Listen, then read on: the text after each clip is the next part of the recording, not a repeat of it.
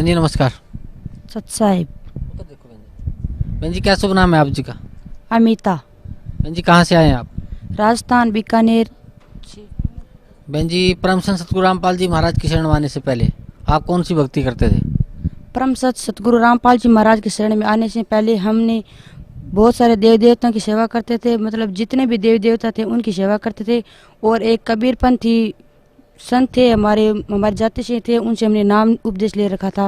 और सबसे ज़्यादा हमने इष्ट देवी हमारे सीकर जिले में जीण माता का मंदिर है, उनको हम इष्ट देवी के रूप में मनाते थे। किस कबीरपंथी संत से आपने नाम उपदेश लिया था? क्या मंत्र जाप करने के लिए दिया था उन्होंने आपको? वो कबीरपंथी पर हमारे परमात्मा बताते हैं हमेशा सत्संग में कि हमारे गुरुजी बताते हैं, राम गरीबदास जी महाराज का पूरा एड्रेस बताते हैं कि ये मतलब छुड़ानी धाम से है। तो उनके जो गुरुजी थे ना वो पीछे से मेघवाल जाति से, और वो गरीबदास जी महाराज थे। और वो चलते चलते मतलब हमारे गुरुजी थे वो वहाँ तक आए थे। तो हमने उनको वो बोले अपना आप राम गुरु राम गुरु राम गुरु ऐसे जपो, ऐसे जपते रहो। तो ये जो मंत्र जाप का आप करते थे राम गुरु, इस भक्ति से आपको क्या लाभ मिला? मतलब वो हमारे घर पे आते थे तो ऐसे गुरुजी के बारे में, और कबीरपंथी थे तो कबीर जी के बारे में ज्ञान सुनाते थे, लेकिन हम मंत्र जाप नहीं करते थे और देवी देवताओं को भी ज़्यादा मनाने लग गए थे। तो जो आप देवी देवताओं की ज़्यादा पूजा करते थे उससे आपको क्या लाभ मिलता था? उससे लाभ तो थोड़ा बहुत मिलता था, लेकिन वैसे हम जीण माता को मनाते थे, वो चौहान जाति से है। तो वो हमारे घर में मंदिर रखा हुआ है, तो वो जैसे भूत प्रेत होते हैं ना, तो हमारे अंदर हम बोलते थे घर में कि वो महाराज आते हैं, वो मेरे भी अंदर आते थे। और हमारे घर में मेरे अंदर आते आते हमारे भाई में और मेरे बहनों में, हमारे भाई मेरे पापा में, सभी में वो महाराज आने लगे थे। हम सोचते थे कि हमारे महाराज ही आए हैं, और वो एक तरह से भूत थे। हमें अब परमात्मा की शरण में आने से पता चला है। बहन जी परम संत सतगुरु रामपाल जी महाराज की शरण में आप कैसे आए? हमारे घर में बहुत बड़े संकट आ गए थे, मतलब देवी देवताओं को सिमरते सिमरते भी कि मेरे पापा जी के ऊपर 20 लाख रुपए का कर्जा हो गया था। और हम बालाजी को भी बहुत मनाते थे, और हमारे गांव बिग्गा है जिसमें लोक देवता बिग्गो जी बहुत बड़ी है, तो उनको भी हम मनाते थे। तो हमारे घर में ट्यूबवेल फेल हो गया था, 11 लाख रुपए लगे, और वो 2 साल चलने के बाद में फेल हो गया। तो पापा जी के ऊपर 20 लाख का कर्जा हो गया, और मेरी मम्मी जी के स्तन में कैंसर हो गई थी। तो किसी मेरे भाई बोला कि अब डॉक्टर के पास जाने से तो ये ठीक हो नहीं सकता है, तो हम ऐसे करें। वहाँ हमारे घर में पहले 8 साल, हम यहाँ आने से पहले 8 साल पहले ज्ञान गंगा पुस्तक आ गई थी, जिसको हम पढ़ चुके थे, और जिसमें पीछे भक्तों के एड्रेस, भक्तों के मतलब दी हुई थी पूरी कथा। तो उनको हम पढ़ रहे थे कि वहाँ जाने से ये ठीक हो सकता है, नहीं तो हम मरने के बजाय हमारे कुछ नहीं है, मर ही सकते हम, ऐसी हमारी हालत हो गई थी। फिर परमात्मा ने हमारे ऊपर रजा की, तो हम परमात्मा की शरण में, मतलब मेरी माँ को गांठ ठीक कराने के लिए मेरा भाई और मेरी माँ आए।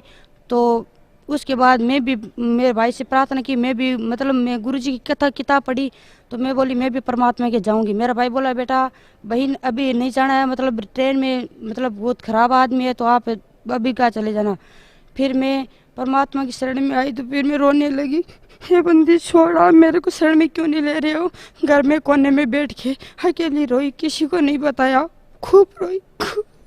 हे बंदी छोड़ा, मेरे को क्यों नहीं शरण में ले रहे हो, ये भूत प्रेत मेरे को बहुत सता रहे हैं। ये मेरे को पता चल गया कि ये कोई माता जी नहीं है, ये भूत प्रेत है, और मेरी बैंक रिचार्ज है वो भी ख़त्म कर रहे हैं। फिर मैं मतलब ऐसे करके सो गई। फिर मैंने सोचा मैं परमात्मा की शरण में अवश्य जाऊंगी, परमात्मा मेरे को शरण में लेंगे। तो मेरे को एक सपन सा आया, बुखार सा चढ़ गया। जिस दिन मैं रवाना हो रही थी परमात्मा के, तो मेरे बुखार आ गए एकदम से। जैसे हम हमारे घर पे जाते हैं ना, तो मेरे को एक बड़ा सा शेर सा दिखाई दिया कि जैसे ये शेर है। तो मैंने सोचा ये शेर कभी भी मेरे पीछे नहीं दौड़ ले। तो मैं दौड़ते दौड़ते पास में एक घर है उसकी गेट में घुस गई। गेट में घुसने के बाद पीछे से वो शेर मेरे पीछे घुसा, तो मैं उसकी गेट के अंदर, वो बंद हेली होती है उसमें मैं घुस गई। उसके बाद मैंने 4 गेट पार किए, फिर भी वो आके मेरा हाथ पकड़ लिया, मतलब अपना मुंह में दबा लिया। तो मैंने कहा अब मैं क्या करूं, मैंने मेरा परमात्मा से नाम तो लिया हुआ नहीं था। फिर मैं रोने लगी, अब मैं क्या करूं। फिर बोले तू मेरे को छोड़ेगी, वो मतलब मैंने सोचा माता जी है मेरे को छोड़े। तो मैंने बोला नहीं, मैं अब आपको नहीं छोड़ूंगी, मैं आपको नहीं छोड़ूंगी, ऐसे बोली। तो वो मैं ऐसे चली गई। फिर मैं परमात्मा की शरण में दूसरी सत्संग में, मेरे माता जी आने के बाद दूसरे सत्संग में परमात्मा की शरण में 23 फरवरी को मैं परमात्मा की शरण में आके नामदान लिया। मैं जी जो सतभक्ति परम संत सतगुरु रामपाल जी महाराज ने आपको दी है उस भक्ति से आपको क्या लाभ मिला? सबसे पहले परमात्मा की हमें सच्ची भक्ति मिली और दूसरा लाभ हमें ये मिला कि हमारे घर में भूत प्रेत है, वो हमारे मनुष्य में भी नहीं, आदमियों में भी नहीं, हमारे पशु पक्षियों भी, पशु थे, भैंस थी, गाय थी, उनको भी बहुत तंग करते थे। हमारी गाय 5 फुट ऊंडा, मतलब उनका वो खूंटा रखा हुआ था, वो भी उपाड़ के भाग जाते थे। और भैंस हमारी 2 महीने 3 महीने तक दूध देती थी और 5 किलो दूध लेके वो भैंस टल जाती थी, दूध देना बंद कर देती थी। वो भूत उनके चूंगते थे, हमेशा उनका दूध पीते थे भैंस का भी। और उन भूत परमात्मा की शरण में आने से हमारे वो भूत प्रेत सब हट गए और अब परमात्मा के दया से ठीक है। ये माई मतलब पहली बार आई परमात्मा की शरण में, तो इनकी तबीयत बहुत ख़राब हो गई थी और हिसार में मतलब 3 दिन तक यहाँ रही। उसने ये पहले तंबाकू सेवन करती थी, परमात्मा की आते ही यहाँ गेट पे तंबाकू बाहर फेंकवा दी। तो ये परमात्मा की शरण में आने के बाद तंबाकू, एक तो पहली बात तंबाकू छूट गई और दूसरी बात माई ने ये हिसार में जा रही थी तो 3 दिन तक यहाँ पे इनकी तबीयत खराब रही। और हिसार में जाते टाइम इनके पास एक कंबल थी और कुछ नहीं था। तो ये बोली अब परमात्मा मेरी मौत या 3 तक बीमार रहने के बाद में अब मेरे कोई पीछे तो है नहीं, मेरे को कौन संभालेगा, परमात्मा आप ही संभालो, ये नाम उपदेश ले रखी थी। तो ऐसे ही मेरे इनके साथ में 5 जने थे ये। तो मेरा भाई बोला कि दादी जी आपके लिए परमात्मा अभी रजाई लेके आएंगे। इतना बोला ही था कि परमात्मा को तो बोल ही भूत है और परमात्मा अपने एक मतलब जैसे शेठ होते हैं एकदम, जहाँ ऐसे रूप में परमात्मा हिसार में आए और ऊपर काली जैकेट पहनी हुई थी, परमात्मा की काली पैंट पहनी हुई थी और सिर पे कैप पहनी हुई थी काले कलर की। और परमात्मा आए और बोले माई, हरियाणा भाषा में बोले माई आपको ठंड लग रही है क्या? तो इसने बोला हाँ मेरे को ठंड लग रही है। परमात्मा तो पता नहीं था। तो बोले मेरे को हाँ ठंड तो लग रही है, कितनी सर्दी पड़ रही है। तो बोले माई मेरे पास एक कंबल है, आपको ला के दूँ? तो बोले ला दो भाई, हम तो अभी हमारी 1:30 बजे ट्रेन चलेगी, हम तो उस ट्रेन में जाएंगे, ला दो भाई सर्दी तो बहुत पड़ रही है।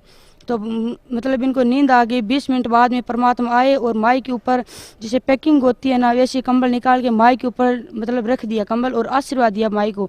तो माई ने सोचा या हिसार में मेरे को कौन है मेरे हाथ लगाने वाला, ऐसे देखा ना झट से अपने मुंह निकाल के अपनी कंबल से, तो वहाँ पे कोई नहीं थे। परमात्मा अंतर ध्यान हो गए और माई को मरने से बचाया परमात्मा ने। बहन जी, भगत समाज को क्या संदेश देना चाहते हैं आप? ये माई तो भगत समाज को ये संदेश देने देती है कि मैं 80 साल की होकर भी परमात्मा की शरण में आ गई और ये बताती है कि जीवना थोड़ा ही भला जैसा सुमरण हो, लाख बरस का जीवना लेखी दे रहना कोई।